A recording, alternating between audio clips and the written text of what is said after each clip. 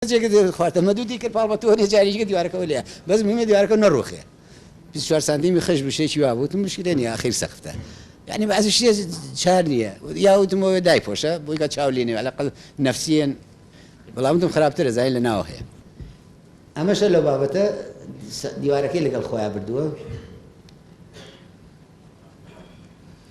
جۆرێکتر کە ئەمەیان عینەشت بڵێن ئاوسانە هەڵمژینی ئاو وەکوتمان تەکیت کۆنکریتی ژمادەیە کە ئاو هەڵەمژێ وەکو ئاسن نییە یا بڵێن شوشە نییە هینیتیانە بێ لە هەڵمژینەکەیە ئەویش وەکو مادەیەک ئاوسێ لە ئاوسانەکەیە تەبعەن احتیمالی ئەوەیە کە دروست بێ هەڵمژینی ئاوەکەش تەمەن خراپەکەی ئەوەیە لە زستانە بێ و بیبەستێ لەگەڵەیە ئاو خۆ دەنزانن لە بەستدا تەمەدود دەکات تەمەدودی کرد لە ناوەوە کۆنکریتەکە دەقێنێ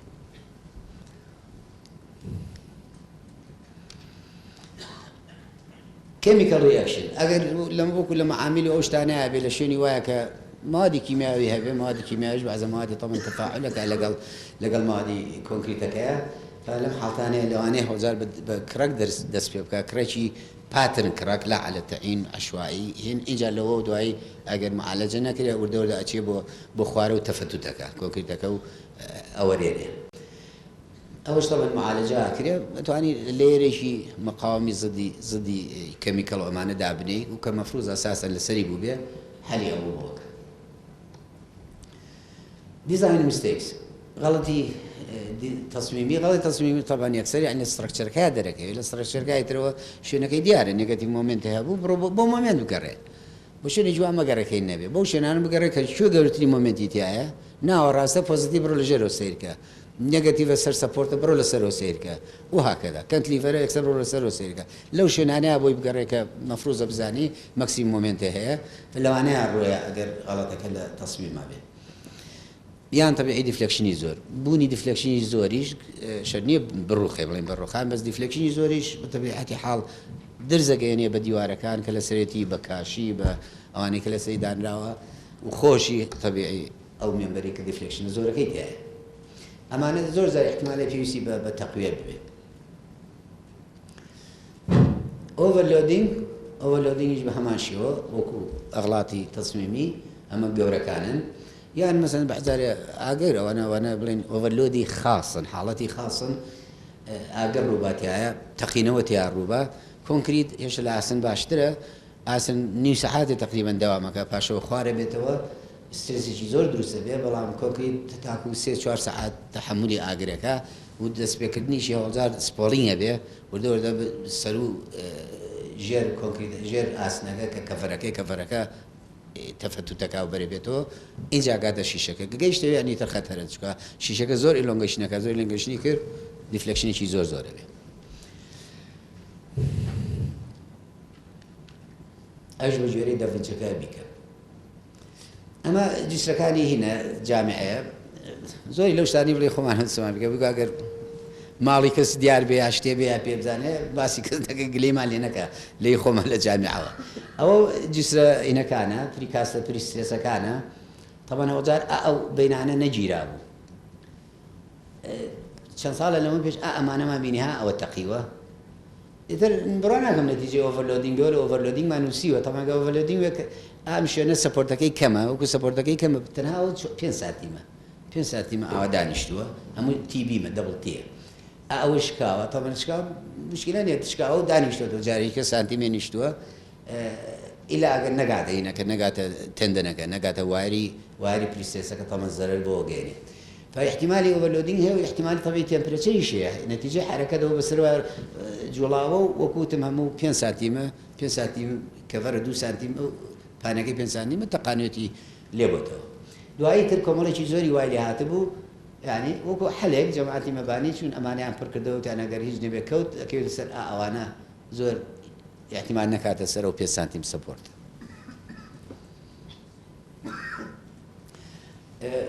خراب تنفيذ كدن طبعا احتمالي هم نوع كاني هي وبجوري جوركي توشبه تصحيحات وكي تريتمنت وهروا بعد ماتيريال بهمان شيوا اما اشتسري ان سري شكانن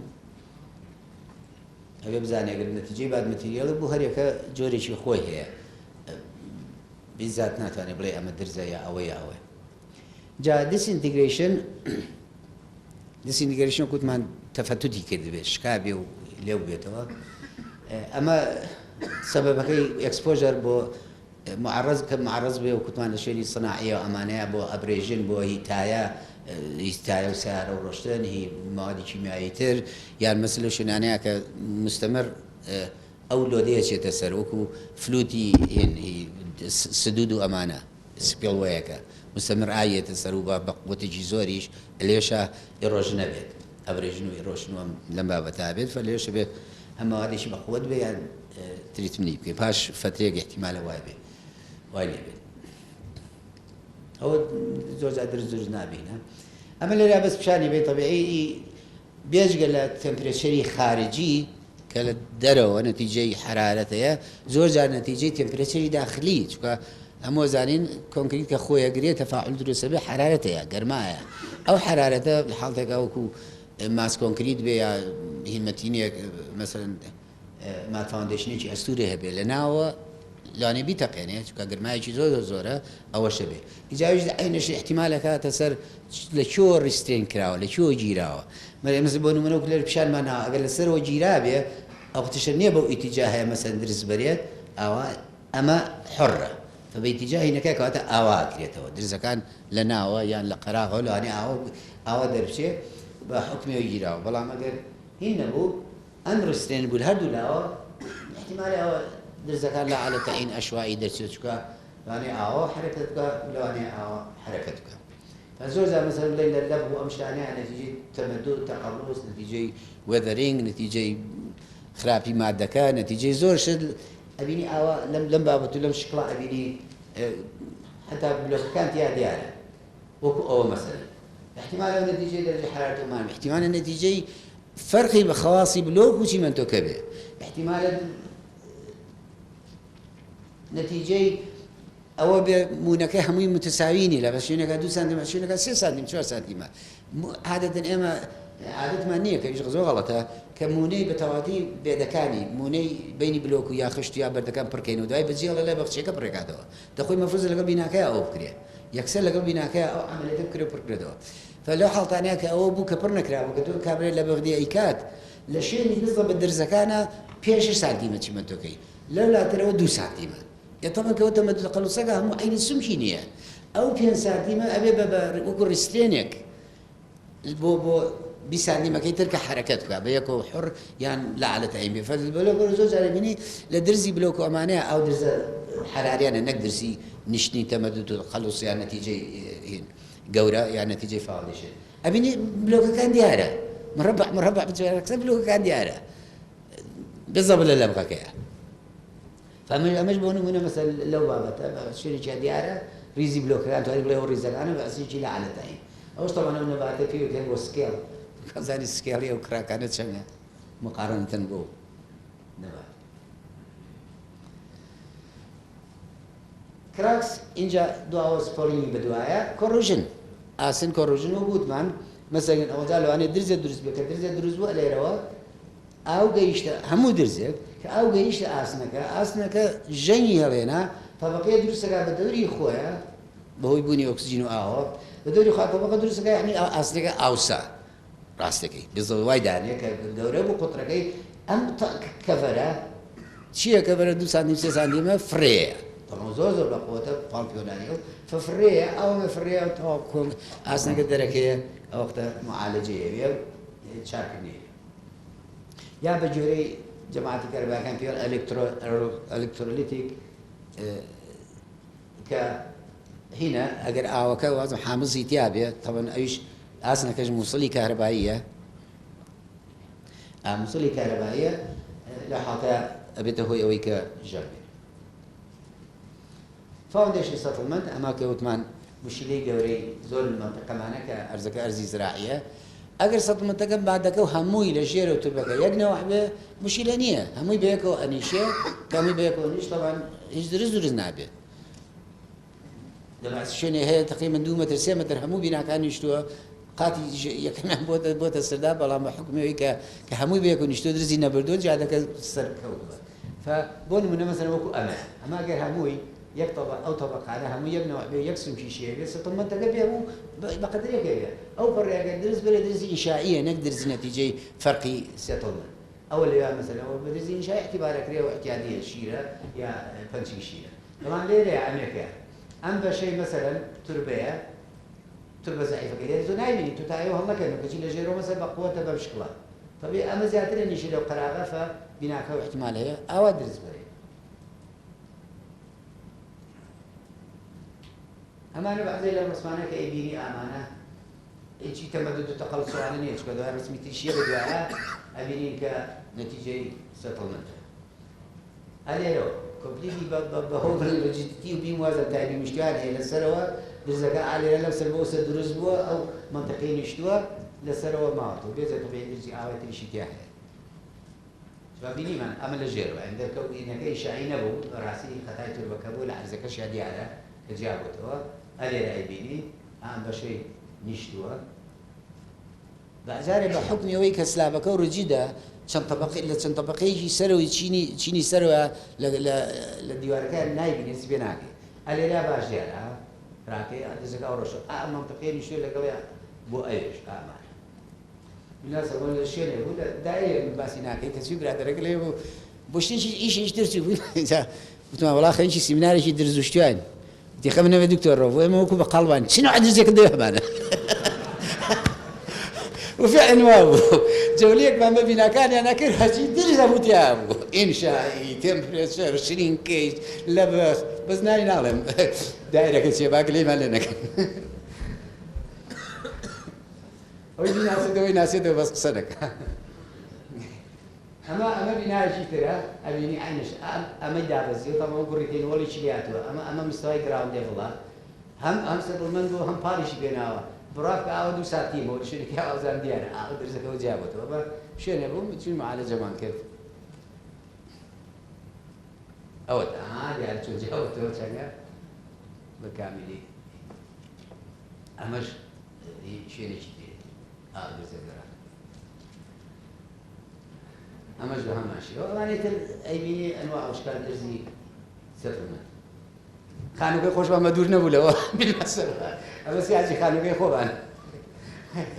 أنا رو بخو أم ده settlement كردوا بخو بيني لسه درزك كذا لخواره صفرة يعني إذا أنا بقول كدلي فريانة ديارك settlement كردوا باوش هذا بانا له بعضی کلی خیاد جل بخوی درست کردی بیشتری مش وانیه بعض جایی سیاسی که جو من نه فاوندیشن که چی 50 سنتی خوله بخوی آواییه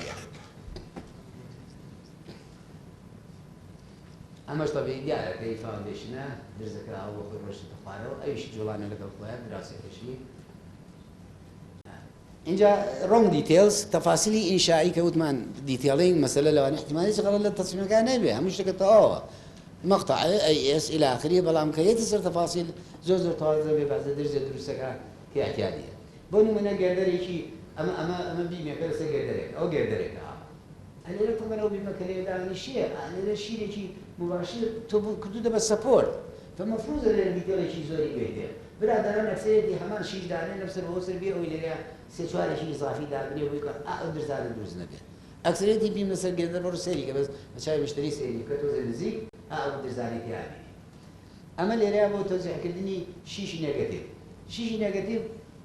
ما لازم برادر لقل منعني ببوقسي بلام بوهم ولا ناقة في زكاكم ملكي بوهم ناقة في زكاكم ملكي تو بو بعزي شيء لدروي في زكانا بمسألة ربع هو أوريدي في الأسلام كديزاينر كي تو لدرو داناوا خو أم بيما بس تنها أمامي إجناك بتيو نتوي أمامش إيشكا كيوت تيشنوا كيوت تيشنوا وكنت بيبني لنا عرس لكم بريشناوية كقولت تيشنو من بوه نشيش رئيسي دادانا نيم هم قلب على قدش اللي رك كم كردوا هم اللي رش احتمال يدرس بو اتجاهها أول شم كم كردوا إن جاب عشان طول حاطة قفيزة بين بيه السريرة برو بيرو هم يمش بيتو برو بيش كاتو بيرو هم كل شني إرج نامين زور زاري أو مشيش إضافي ليه النيجاتيف لسرفها كان حكون قري ناس تخواره أول شيء بحكدي وبوشي بلا كردي توا وكو كولومبان ديك كولوم ستريبكا شيشة توزيع كليه نظريا هيك نيجي تانية محزوري تانية بونا أنا سبورتي كاب زۆر جار ئەمە ڕوایە بلەخەسە خانەوە ئەمە بیسات دیمە ئەم شیشە بلەخەسەکە بی مشتێ هەبێت ئەم شیشە زۆر باش نازێت سەفۆر زۆر نقصانە فە احتیمالی ئەمەمی بشکێ ئەگەر دیوارەکە نشکێ ئەوە لەم حاڵەتە تەوە دیوارەکە شکاوە لەم حاڵەتە دیوارەکە ئەبینی کە دیفلێکشنەکە دیفلێکشنی کرد زەختێکی زۆرە چێتە سەر ئەم سوچی ئەم سەر فە احتیمالی ئەوتە دیوارەکە بشکێ نەک ئینەکە بۆ ڕوشیەوە زۆر جار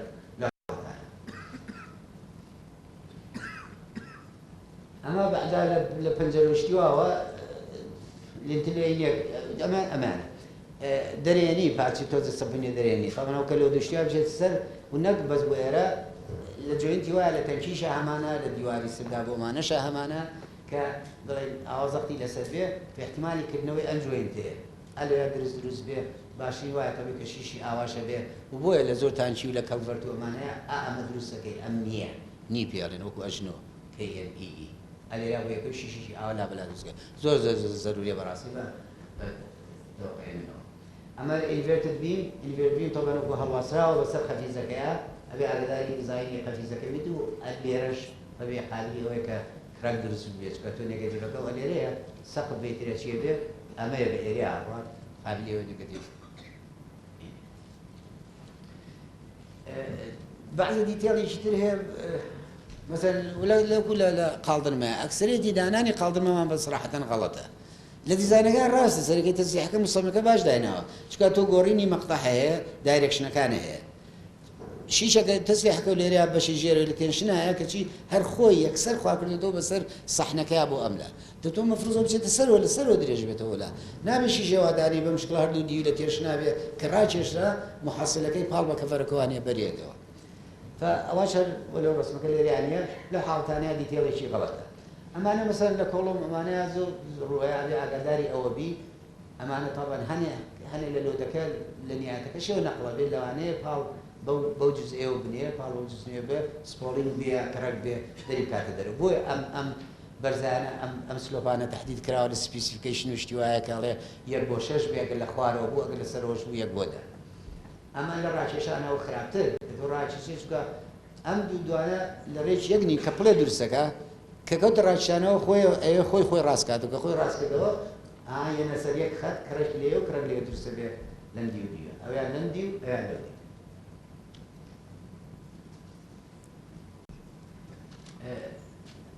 كونكريت أجر كفري كان به أبينن ليه طبيعي وأجر زور بربي يعني واني بك بمشكلة بودي باش نبي بارشوار دوريا لراجعش أنا أبينن طبعا أم رباني حال بكون كده كوني أو يصير مشكلة نية هم أنقبينا كده والله الأخوار وكفرة كده أو قال فينا أو ضغط جواد رسالة احتمال أو كفرة فربات دروا أجر كفرة كم بيو يا كونكريت يجي كم ترى جرو شيشي زوز اللي بيو وبزرو وبيستي بيوي أو يكسر بريبته بكاملي هم أما لا حاول تجارب ديفلكشن كا لتلاقي ديفلكشن وكا شكل بشكل درجة درزكاني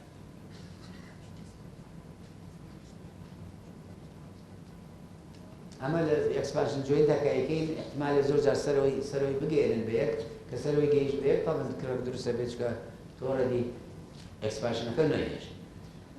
أما تبيك للسقف أبوت مقال مشتري أنا بيبقى ريد وزيتوا أما للسقف هو رسمة قلتوا ريك يكسر بدي تويا زانين كديارك اللي هي وفعلا شو مخارو ديارك اللي هي يكسر دياره نقدي مومن بخد درزي بدول لبسر بوصل لو أختي تيكرنا كفركان قاچنا وبشيشة كان شو تخواره كفرك زور بو درزي نقديف درس بو تاخو شيشة كوتو تكا إذا أول ما هو أكثرية السقف مان أو يزور بفنانة تينك أو درزانا أبيني أما أم جزئي كانت لي فربوها طبعا بالعندي تياري مشتي تاني لأن الشيشة غير نشتبه يعني ديزاينر طبعا أما بشيء يكسر نشتو اللي أشكاو دياره درزك صفر سر وزورة دمك نشتو زور ديواري كانتليفر ما كان سلوتي كانتليفر ده يعني شيء سيري على قراغه أو زورة درزيتي كانتليفلكشن كل شيء طبيعية يعني درزي معقولة وطبيعية بس ناك زور كريتوا ولا برو ليميتيشن إيش دانه إنك كانتليفر يجلس سردية يسبانكي أنا دو والله أما ديواري شناوة ريتين والله طبعا جوينت هل نخزت أو بيني إنك يوا حركة دي كله حركة دي كله طبيعي فال بيشتروا ناوا أبيني كراك أول نوع هذا الأسبوع يعني كانت ليفري ونما وفعلا تلو جوينتها كانت ليفر والله جناكها شو بس راوا يتبيه بوبا مسند بوي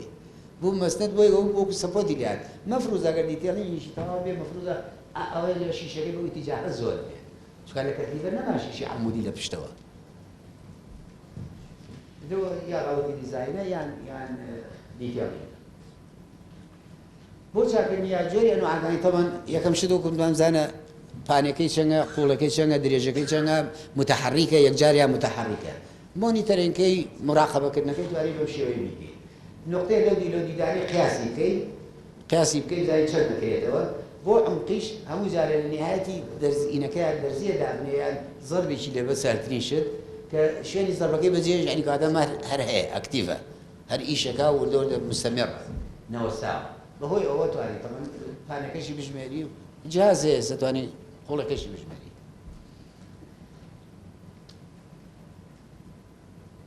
معالجة كاني بوندينج بفوكسي جراوتي هو أمدر زكانا أتواني بفركريته بجراوتي بفوكسي بمواد كيميائية والحمد لله زورة بس الإكسباير نبيه مباشرة لسر خوي تواني بيكي طبعا بيجيرو يسيرين بكي ولا يو حق الكريه بانجكشن بزخد شيء تناول نك مجرد سنتيمتر 2 سنتيمتر عمقي كراكك بركاته ها بينا بعد ذلك تواني اواج ليو بدل كوني اشتبكي ولا يدرو درسك ويبقى بزخ لي عروج بصر وبراب وخار وبراب متاكد وليك درسك هو بركاته اما انا طبعا بو درزانن كاكتيف نيه ثابته تو يك جارو معالجه تو بلام كمتحرك به أو جاي معالجة كي أوش أبي أما استمرارية هيبوكسيكية جرب مشكلة أما شدرا أقدر دوسية راجو بيكوا نا اجتماعي أقدر بتوع مقاومة كيباته طبعا أوائل مقاومة كشدياته أقدر هيبوكسيكا بقود بويك جارية أما جو بويك جارية شو كا نابي جاري كروباته أقدر روباته احتمالين مباشرة لتنشتي وبين جاتي تو أو فينا كله أنا لا يشتري روباته أو لا يشتري روباته أما هو خياطة بالضبط بيش أنا خياطة ستيتشينج درومانكاري بوشكلة تواني كوني تيبكيتو ببار يا ببلي داي بكشتناي وأنا بقصي بربكيتو أما قل حاضر قابته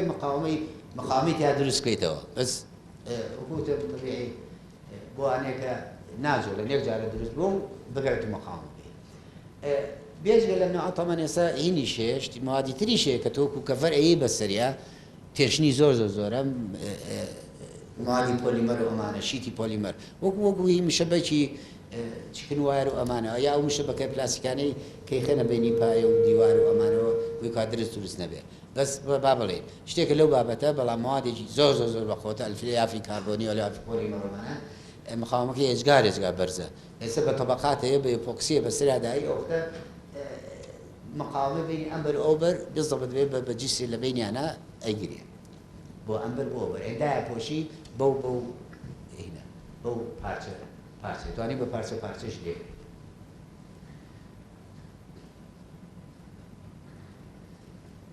أما لحالتك درس لبناء هنا أبو في على external stressing أم ديودي جسرك أوا ببرغوبي قائمة كي جاوش راجش لتوا يعني هنا كم بينه تويك راك كم بينه تويك أم زارك تيشن كوتا أيوه تيشن تيثناو أو برغو خارجي أو شيء خارجي هو external stressing لس هو بالنسبة للسلاب هو بمشي وتوالي كذا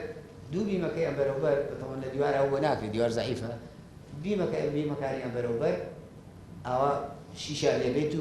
ببرغو قائمة كي بيتو يك طبعا كتو أم دوانا وراجي شاب ولا يك اوتوماتيكيا او سقف بوصلوا كوبريسيس وصلوا راو درزك بربيتوا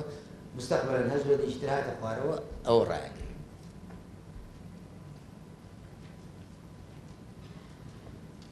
بلانكيتين واقع حال راوت انسيلين شابوا لفريد ستوشتا بس لان كانت يعني الباوربوينت كانت يعني راوت انسيلين وكو اموايا بلا بو بارتي شي بسوكتر بو بارتي شي بسوكتر لا فريد ستوشتا كتاري سيكل أنا مثلا درزكيتي هاي درزكا جورا أكيد وسر كده أبوشي بس رقيدها بشوف الرسم قاعد على بشكل يشوفوا بشكل يشوفوا يعني راو تقبرينا كيتي دو عايز سيجنين كشي داشي كوشي هو بدرسي بسيط وأمانة أنه عشان بلانكتين توزبو مسحيجي قولتر بوي بيال بلانكت لبطانية وكو بطانية بلانكتين أما باشتر ويا باش يجي جيرا وين بقدر يزوري بون بريكر دامني يعني أو بو بنوسيا باقي هناك باو توزق مزالي حركة دي شوية بيها أنا ربلي إبوكسي كثيرة ومشان دوالي كثيرة وكثيرة صمغ داني أما لو بري بسيطة أولش مزالي حركة دي أما بو أكتيف بو هني شيء بو أكتيف بو هني أكتيف بو كراك أكتيف هنا عني لحركتها تو مهمة رطوبته مشان إنك تناو كراك جدارها فبمشي ويتوالي بيكي أو بتعطي لسر وبيبلع كتير أما بوها كانوا بدلناو